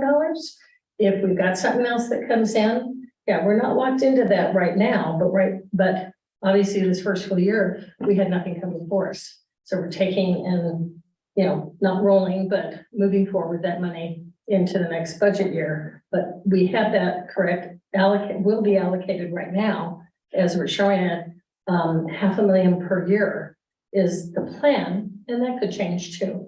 But I really think and I feel better financially as we look at this and the different options and looking at, the CIP. I agree with Mr. Chapman, how do we kind of spread it around and not just keep delaying our capital projects, because there's some things we can't and shouldn't, but are all the departments, are there places, is there room to help share that augmentations that we've been so fortunate to have in the last 2 years.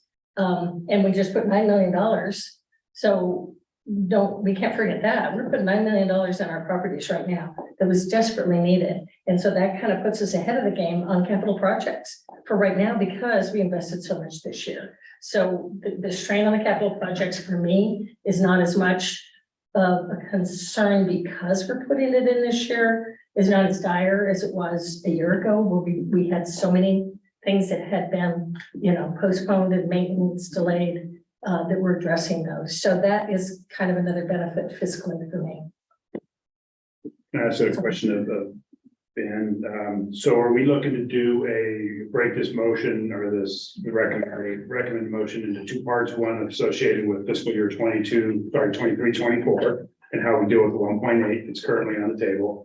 And then a path forward for fiscal year 24, 25 that's recommended. Obviously, the future board can do something different, or should we wrap that all up into one? It kind of feels like it's two conversations going on, right? So it might be more comfortable to kind of break it into a recommendation for 23, 24, and a recommended path forward for 24, 25. So I think the first motion, and I do think that makes sense. So I think it's a motion to go forward with the track with the exact specific changes to the 23, 24 budget you would propose to make the payments coming due this fiscal year. And then if you wanted to make another motion saying, we have identified a path, you could do that. You could also just communicate that we've had the discussion and we're not blindly kicking the can down the road. We're comfortable that wherever those funds come from in 24, 25, there are multiple avenues, and we'll have the money to make those payments when they come due. And so if you want to make that in a form of a motion with some specific recommendations, you could, but I don't know that you necessarily would have to. Mr. Chair, are you ready for a motion and such? Yeah, but just for clarification, because I'm following you, we could come back next, if Courtney were to go back and kind of button up a few of those path options going forward, we could bring, that could end up either following July, August, right? This group could get back together then take it to the full For the board. 23-24 conversation. Like looking in I'm the. assuming you're talking about 23-24, not 24-25. I'm talking 24-25. But Ben said you So can't there's been do a few things that have been tossed around, Andy, like you mentioned, wanting to look at some department reductions to also fund the 23-24. If we want to incorporate those recommendations from today, come back to the committee with answers to the questions, revised path forward based on the discussions, then we could bring that to the board rather than going to the board and immediately saying without the detailed plan. I think they're looking to us for detailed specific recommendations, so we all should, for the entire thing. Yeah, But aren't the budgets already set for departments? And I don't, the 23, I was. Or I don't wanna- at least for me, I don't wanna- 24-25. Yeah. Oh, yeah, and that's what we recommended today, yeah, as part of that thinking Yeah. option. Yeah. because those For me, budgets. I'm looking at the 23-24 as the blend of CapEx and special event funding. So we're all in agreement on that for the 120, that makes sense. You're talking about the 1.8. The one point- Yeah, which it seems like you brought up a great point here, Andy, that each department in the next go round has to put a little skin in the game too, like each, like advertising kicks in a little bit, and it's a couple, 2 or 3% maybe each area, and you're not hurting anybody, you're just getting a little more, you're just, putting your own budgets on a microscope, make sure we can afford all this. So it's a good way of. And that's what I think we could do in the secondary motion is, at least I would be interested in that on, here's a third. So third from this bucket, a third from this bucket, and maybe a third from that bucket. I'm good with that. To echo, I know, Mike, you brought this up, but I do look at this as a marketing expense. Except it's a marketing expense that you can actually tie back to a direct sale, which so many marketing programs you don't. 50-50. You can do a media campaign and kind of wonder if that person booked. But I think, with something like this, it's more tangible. But Andy, you want to take a shot at forming it into a? So just before we do that real quick, I just want to get Yes, very yes. specific. So if we go with the option, are we recommending the full 500,000 from the fiscal year 24 opportunity fund? Correct? I would say yes. Okay, Yes. so that makes sense. And then, It's open and motion's gonna be- And by the way, you guys all have some backup because we have, then I'll correct me if I'm wrong, there's about 76,000 in the current regular 500,000 that's still for opportunities that meet that criteria. So you're not cutting off that completely. so Any I other special events stuff. Right. I do think we just need a brief discussion to make sure we're all in agreement. So that frees up an additional 500,000 in the capital budget. The recommendation was to put that towards the livestock event center paving, but we could use that elsewhere. But if we're going to do that, we just want to make sure the committee's in agreement with what we present to the board. And the reasoning behind that, what Trent said was the rodeo's coming in, and you don't know what that, Stephen and I brought it up, that we don't know what their long-term plan are. But that 500,000 is going towards. Right, that was putting it back based on what the Putting board was back, saying in putting May. it back. So do we but want to not go with the that? full amount. Do we want to Maybe it's put it for towards some of the other ones? Major patchwork. It's patchwork, and so. Well, Trent, do we something want out. to put the 500 back to the road, the livestock event center? I think it would be great if we have this opportunity to use the funds from another avenue and put that back in there, we can still get good use out of it. And if we. Or can livestock find- event center. For livestock event center, yes. Paving, I'm just saying, do we want to do the paving or it would be livestock event center and you can determine what needs are. Or we're gonna do the paving if we think they're gonna tear it up. That's my only. Yeah, that concern. was one thing I wanted to bring back up for discussion. Exactly. It's all timing. Same amount of time. I think having the money in there and then we can utilize it in the best manner. Going and talking to the rodeo, talking to Heritage, see what their proposed plan is. And instead of paving this section here, maybe we go in and do a slurry in a crack fill in a larger area. Just, But I think you have the option, right? Mhm. yeah, Because I honestly, I think there's further discussions that need to be had with those parties. It may be farther off than me. I hate to be sitting here in 3 years, we still haven't ever fixed the parking lot. right. No, but the chair Bidey's point, the fact that we put in $9 million helps us message that we've done the right thing for the community and a very large investment that we haven't done all the time, so. So as presented, we'll put it all towards Reno Livestock Event Center pending discussions with Western Heritage. See if that makes sense to have that money there. If not, we'll redistribute it. Okay. Perfect. So that'll be this is the recommendation for the Tying fiscal. anybody's hands. And then Right, the it's- operation. If that money can be moved, but it's. Correct. All right, great. And then, for the fiscal 25 payments, we'll stick with this recommendation, which is funding it through multiple sources. But, you know, portions of room tax revenue is not the entire thing. I let that. Special person. I just Yeah. want to say. Capital, yep, and then like we mentioned at the bottom of this slide, a bit of the other department budgets as well, just tightening up in some of the more discretionary. spend. Exactly, Yeah, so that kind of- we'll stick with, Shoot this together and go say, hey, exactly, yeah, we have a couple examples up here, but we can make that more detailed, so basically these two slides will be our full recommendation to the board. And I think the secondary motion may be a little specificity on a 1/3 contribution from 1 and 2.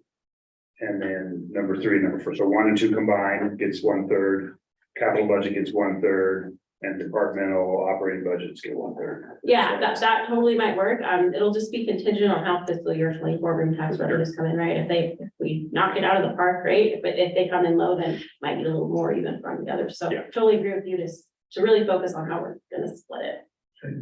and at one point that Mike should go back to the university and help us, Mike, there, so that it's just not a 5-year deal. You know what I mean? You gotta deal before to cover that this thing's, it's 5 years, then another 5 years, then another 5 years. You know? And that's they're getting, you know what I'm trying to say, it's like a free ride. You gotta pay up, and this is the best way, to give us an extension, you know? No, absolutely. Tie that down and say, hey, this is. Well, I think the way to position it is, this is obviously a partnership, right? We're trying to bring the university and the RCBA closer together. We want them to obviously extend the storage agreement as many years as possible with their third party. But if for whatever reason that didn't happen, they obviously wouldn't have access to the track. That then would force them to travel again and their expenses go way back up. So you gotta.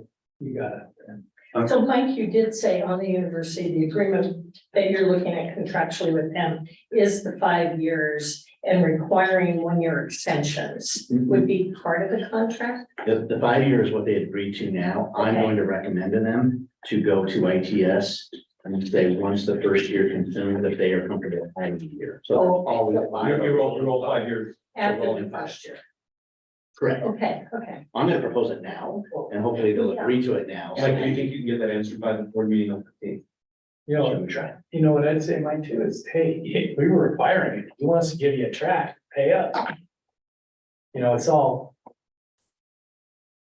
Well, I think to your point, they don't have access to the track. We don't have access to storing it either. there you go. It's a little. So, you know, and I think it's, look, that's the one thing I think in looking at the Albuquerque model, you can see that the university is attached with the city on it. Yeah. And I think I see the same partnership here. I think we went, Andy, So, if I may, yes, Chair, I'm going to do motions to award the contract for the Reno Sparks Convention Business Authority, RFP 2023-0B02, purchase of a portable indoor track to Truckee Meadows Construction, Inc., under the terms presented, and to award the proposal for the portable bleacher to Flooring Solutions of NV Inc., under the terms presented, and to award the proposal of the indoor track equipment to USC Spirits under the term presented, with staff recommendation option B for fiscal year 23-24 for the funding of the 1.864293 and a path forward recommendation to the board for fiscal year 24-25 to share the funds, to share the cost as presented in option A for 3.183617. Second that motion. we don't claim. Clear. Any more discussion? Or do we beat this down pretty good? I think we beat it. Okay, all right. Okay, all in favor, say aye. Aye. So just to be clear on the record, no opposed. No. Okay. Thank you. And it still has a little board for approval. Yeah. Right. But we're gonna sign down a lot of answers before we get that board to the our full, right? No, thank you, everyone. Thanks for, I know it's kind of there's a lot of moving parts on that, so appreciate it.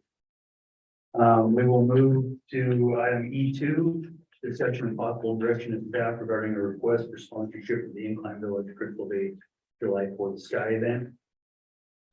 Charles, well, let's go to. I think Andy's gonna kind of walk us through that.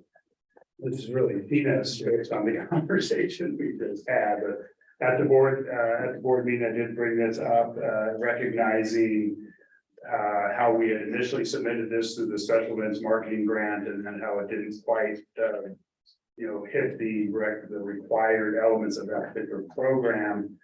But an opportunity for the RSCBA to be a sponsor of an important event from an environmental sustainability and effort that we're moving forward in Tahoe. So there's a staff report that I put together in there as well as a custom sponsorship package.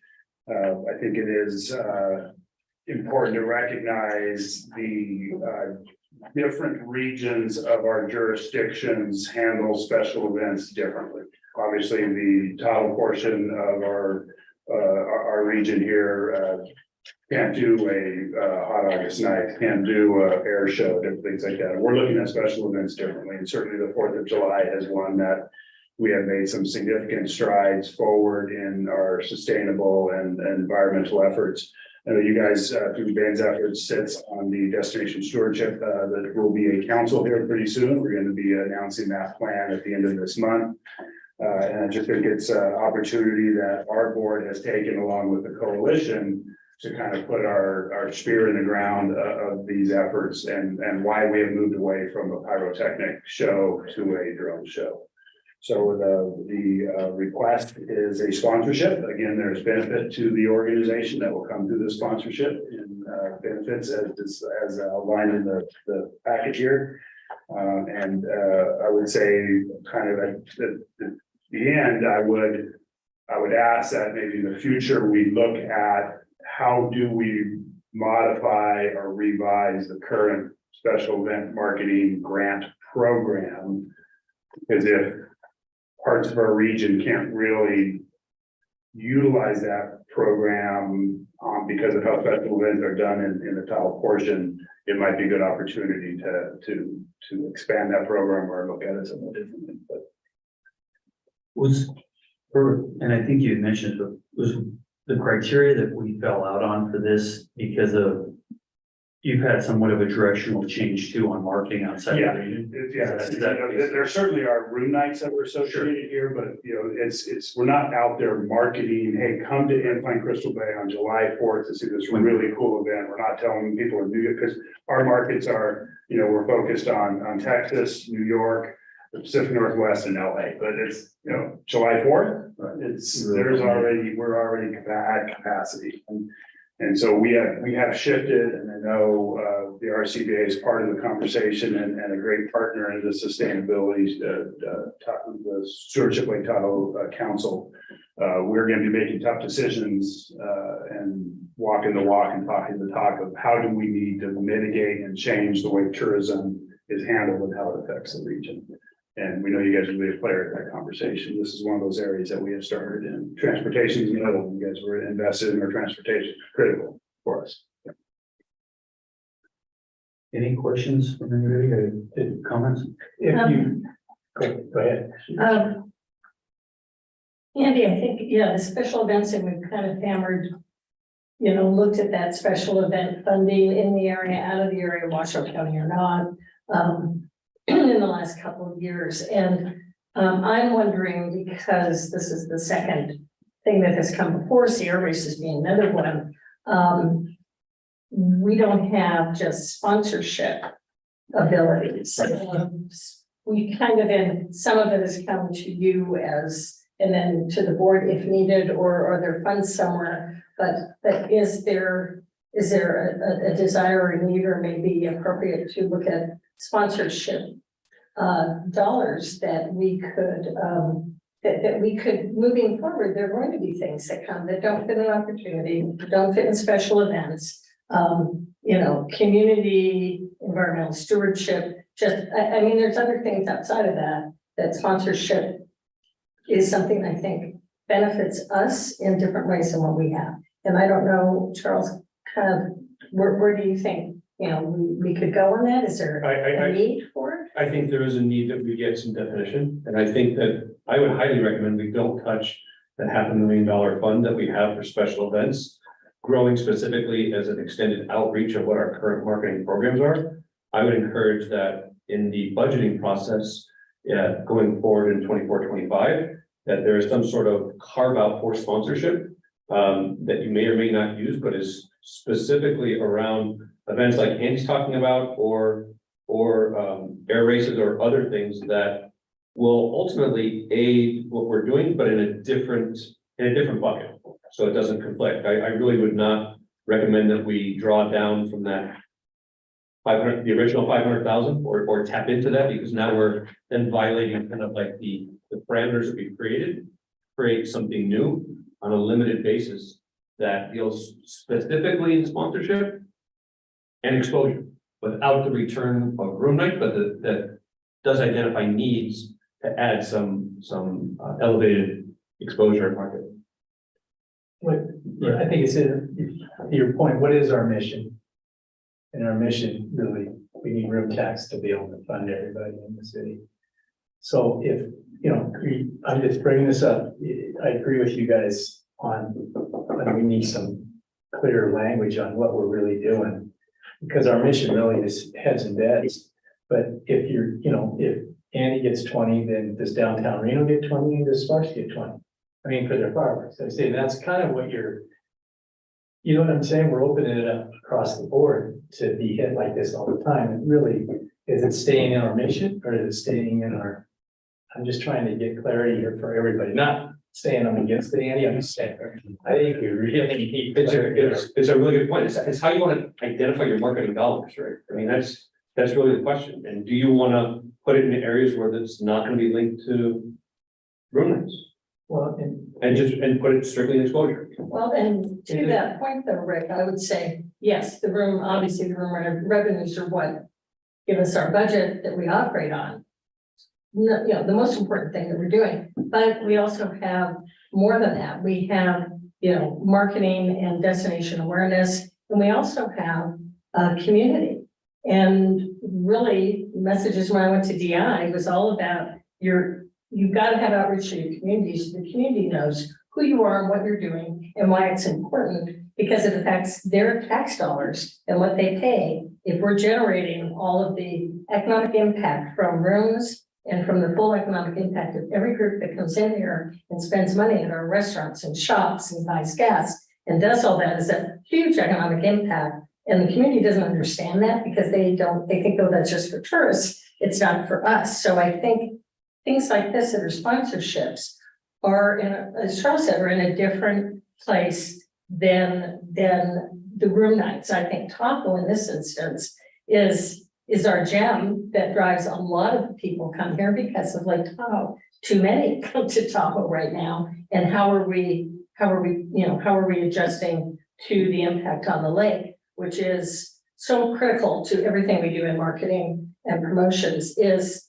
the lake is so important that this is, to me, it's a community benefit that's bigger and different.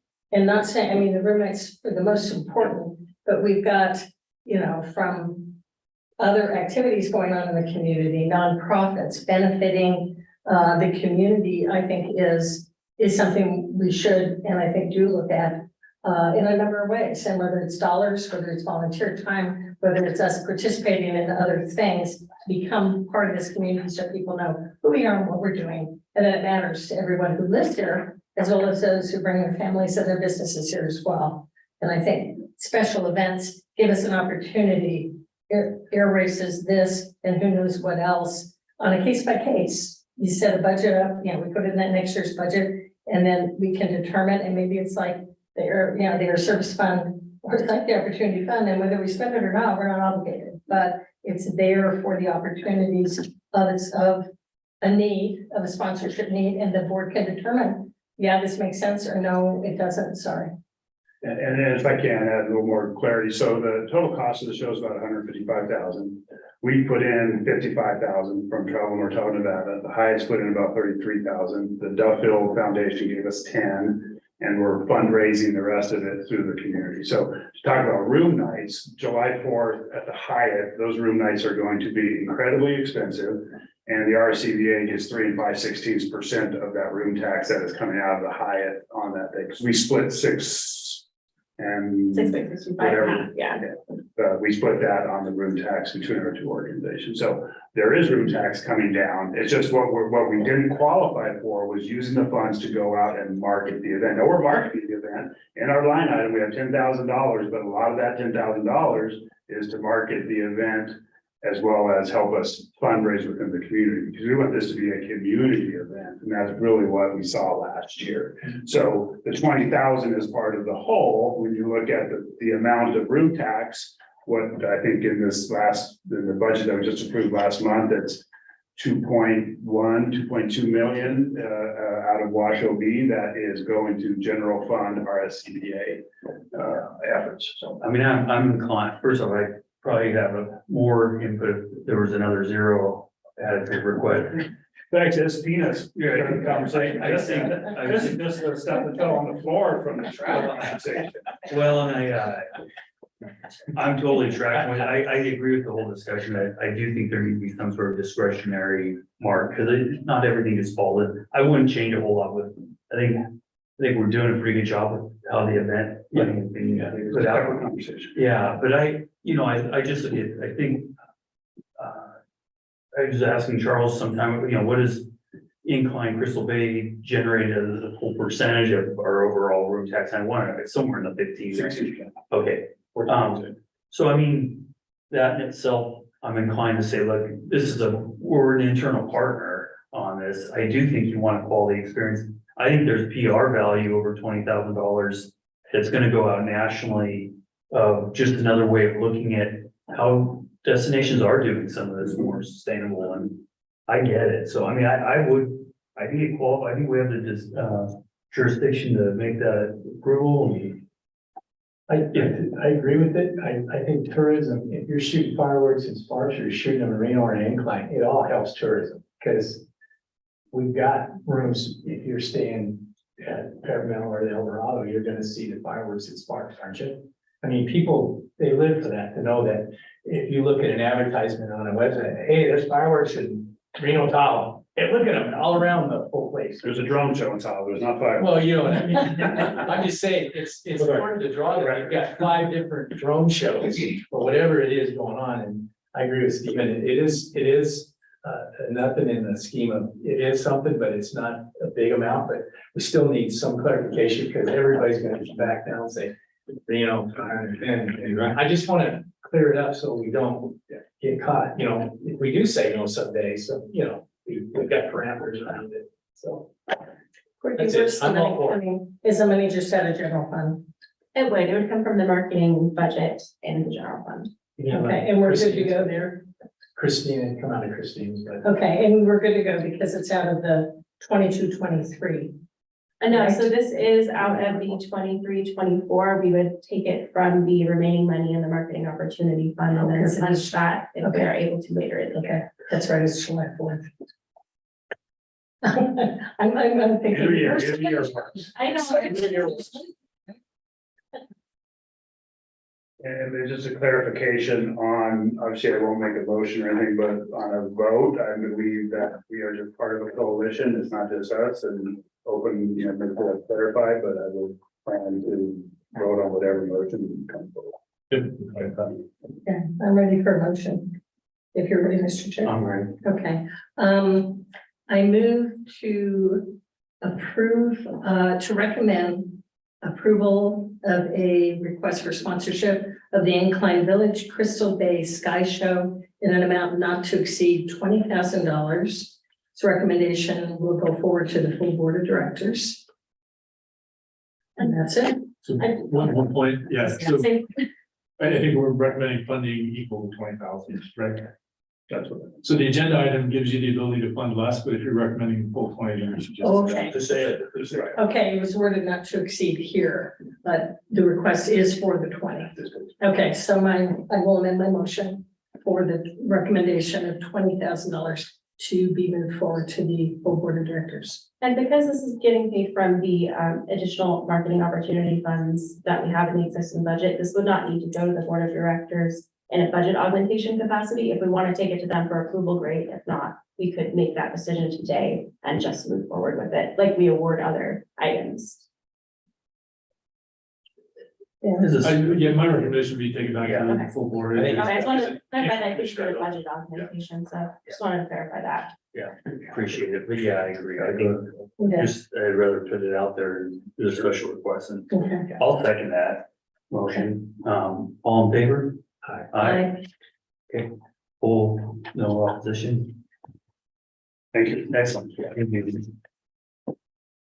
Okay, any committee member announcements, reports and updates? I think we are, Charles, anything? All good. Any comments from the public? No, that's fine. Nothing, okay, we are adjourned. Thank you. Yeah.